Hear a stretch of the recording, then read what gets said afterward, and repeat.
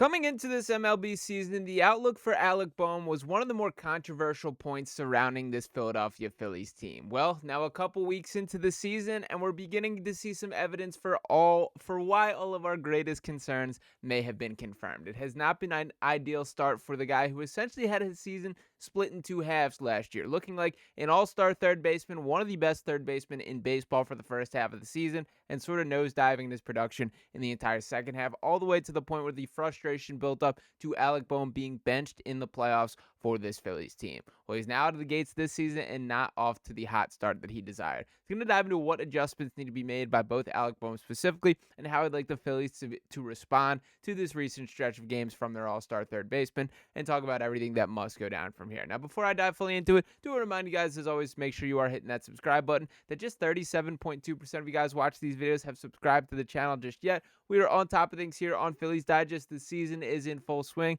We want as many part of you a part of the Digest family as possible. Now, to get into the topic of today, I first want to just kind of reflect on Alec Bohm last year. So to start off with, to give the raw numbers for how he produced on the season, it was 15 home runs, 97 RBIs, 40 walks, 155 hits in his 554 at-bats there, 86 strikeouts there. He's still just 28 years old. That he's a guy still coming into the best version, the full version of him as a baseball player, but the frustrations that continue to pop up, it is the immature approach to the sport as a whole. That even this season, when all we've talked about and heard all offseason, following an offseason in which trade rumors were constantly connected to his name, that all we heard about was this work on his approach, his professionalism, that he's not going to be tossing his bat, slamming his helmet, throwing hissy fits the way that has become the norm for his style there, and it is fully back on the table now that the results have dropped. Now, to give out the results of this specific season, just going to dive into the game log here. That he started off the season hot in games 1 and 2.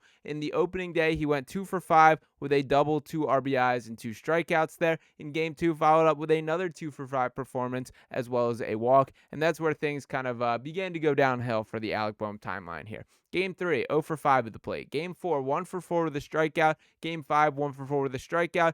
Game 6, 1 for 4 with a strikeout. Game 7, 0 for 4 at the plate. Game 8, 0 for 4 with an RBI. Game 9, 1 for 5 with a strikeout. And then Game 10, 0 for 5 with 4 strikeouts. That coming last night at the time of recording this. So overall, he is 8 for 45 at the plate. That is a 178 batting average. Has 1 double, 3 RBIs, a walk, and 10 strikeouts to his name.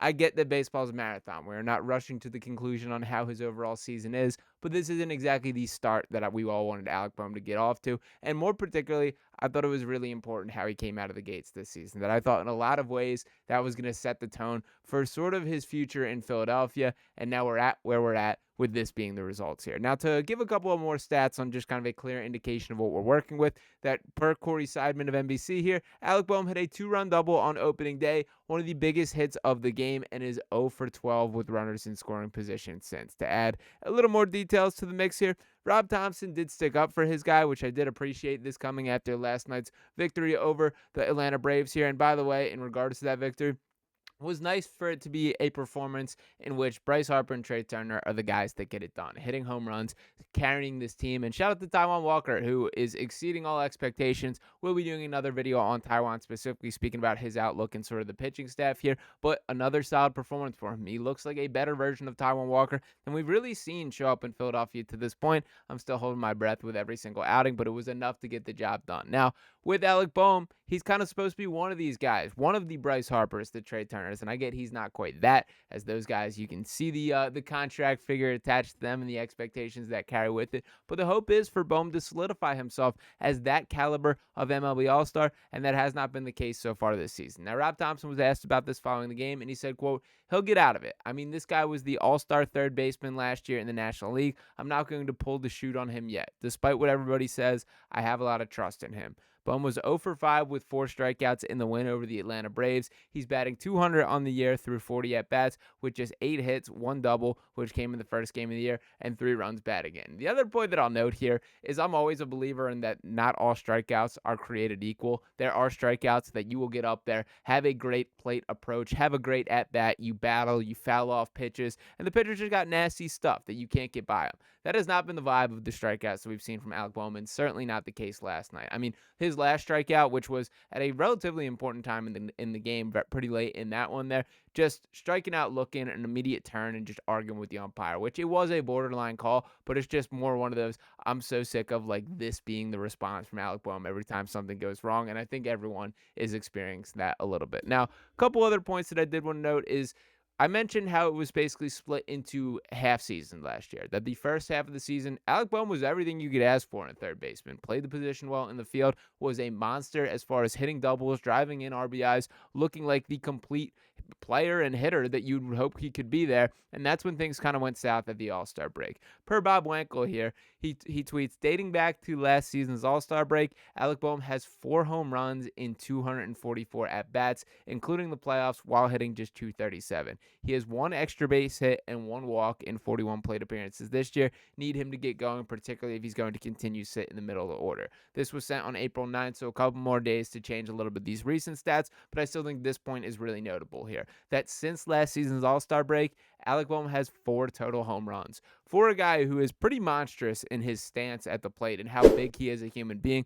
we're talking real deal 6'5", a guy who's filled out, that he isn't one of those skinny frame lanky guys. He's a strong 6'5" here. There just should be more power numbers that we're seeing with Bohm. Now, some guys just their swing does not work that way, and he's certainly a guy that is more of a contact hitter. That he's at his best, the purest form of Alec Bohm at the plate. It is driving it into the gap, hitting doubles, driving in RBIs. That's who he is. Now, the fix to all this, I can't see Alec Bohm in the 4th hole whatsoever anymore. And I understand that they're really trying hard. Rob Thomson has made it really clear about the righty-lefty structure and sort of his mentality for having that. But if Alec Bohm is your protection to Bryce Harper in the lineup, it's not working. Now, Bryce has not been the 10 out of 10 version of himself this year just yet, but he did hit another one over the fence last night that I'm still optimistic that'll turn. We know who Bryce Harper is. We also are sort of figuring out who Alec Bohm is, and to me, that is not a guy who can bat cleanup or be a guy batting behind Bryce Harper. Nick Castellanos, we've seen the good version of Cassie this far.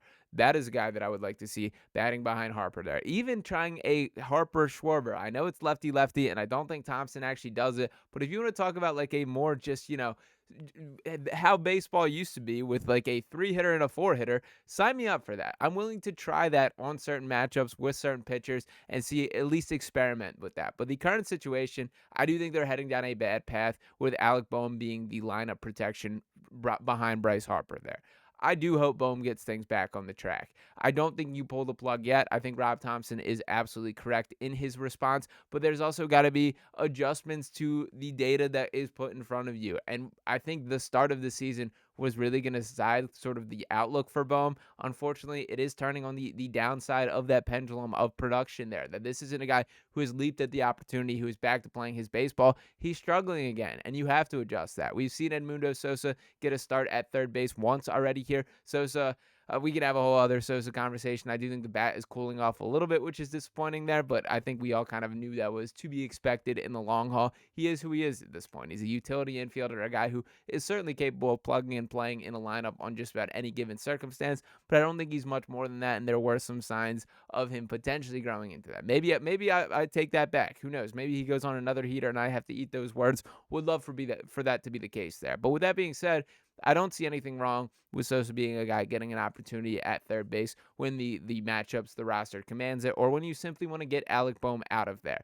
That is kind of my fear if we head down that path for the season where it's getting to where the head case outweigh the production, and we're kind of close to that already here. If you have to start pulling Bohm off the field and putting Sosa in, then all of a sudden we have a third base problem, and this Phillies team really doesn't have room to add more problems to the plate. We're already dealing with the bullpen. There's already some other questions. We still got to get, this team fully clicking on the same page. It's still very early in the year, but it is frustrating and it is disappointing that this is the takeaways from Alec Bohm through the first 11 games of the year. Still a lot of time to get the train back on the tracks, but I do think if we were to zoom out from here, if you'd ask me right now, and really if you'd ask me all offseason, I felt this way as well. 2 seasons from now, I think there's about a 0% chance that Alec Bohm is on this Phillies team, and I think that timeline is sort of shrinking and shrinking. It would not outright shock me if even ahead of this trade deadline that Bohm does not end up remaining here for the second half of the season. Now, you got to replace him if that's the case. We will see how the rest of this comes out. We'll see what the timeline on a guy like Aiden Miller in the minor leagues, who I'm really optimistic about. But Bohm's got to produce, man. This team is in win now mode. He has to be that. We have not seen this to this point. So we'll see how he rebounds from a play perspective. We'll see what his mentality level is. But my point of concern with Alec Bohm is at a far higher level than I thought or expected it would be this early on in this Phillies season. Let me know if you guys agree with me in the comments or where your head is at on the Alec Bohm conversation. Are you done with Bohm outright? Do you have optimism that he can bounce back? Where is your frustration? Is it more with the play, specifically how he's carrying himself, the personality? Let it all rip in the comments below. And as always, do want to remind you guys one more time to make sure you are hitting that subscribe button. So if you have not already, 62.8% of you guys watching these videos have not subscribed just yet. Come join us right here on Phillies Digest. So appreciate you tuning in to this. Make sure you're hitting that like button. I'll be talking with you next time. Peace.